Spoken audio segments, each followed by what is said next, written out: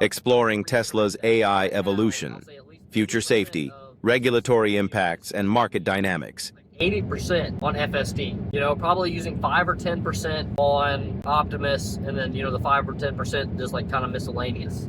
Maybe just doing some like testing and trialing on other real world AI stuff. That pendulum's going to start to swing. They're going to start ramping down FSD so that it goes to 50-50, 40-60, 30-70. Now this ramp down is going to happen over time. We might need to get to version 15 and on hardware 5 before you start to see an exponential ramp down. Because the first thing is like version 14, let's say we get safer than a human, and let's say for instance we get Robo-Taxi operational, unsupervised, right? Now we've hit that baseline of functional and safe enough. Version 15, and maybe some of the iterations in version 14, but I think it's going to be version 15 is where they're going to become superhumanly safe. And I think that there will be version 16, 17s, 18, 19s, and 20s into the future. I just think version 15 will be the version where they can choose not to make it better. As a company, and this is without the government stepping in and saying, no, you need to continually make it better. But with AI compute, like how do they know, like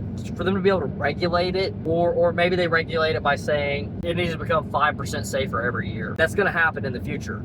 Unsupervised is gonna become a thing, and then they're gonna say you have to hit 5% better every single year until pretty much the end of time, right? Or there's like literally you've never heard of an accident. There's gonna be kids that are born, people that are born, they live till 70 years old, like a car accident, what's that?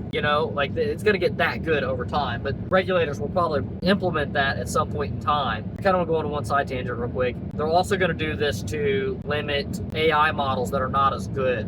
So like, let's say for instance, Tesla is the top AI model, and you have something like Waymo, who's behind them. Let's say, for instance, we're 2-3 more years out from today. Waymo's just like not performing near as well. AKA, let's say it's getting in accidents, right? Causing injuries in accidents. And Tesla's data is showing that it's 10x better than like Waymo. The government's gonna step in and say, hey, look, Waymo, you gotta either step your stuff up, or like we're gonna have to take you off the market because Tesla's just so much safer. And this gets into the whole argument of like becoming illegal to drive for a human driver.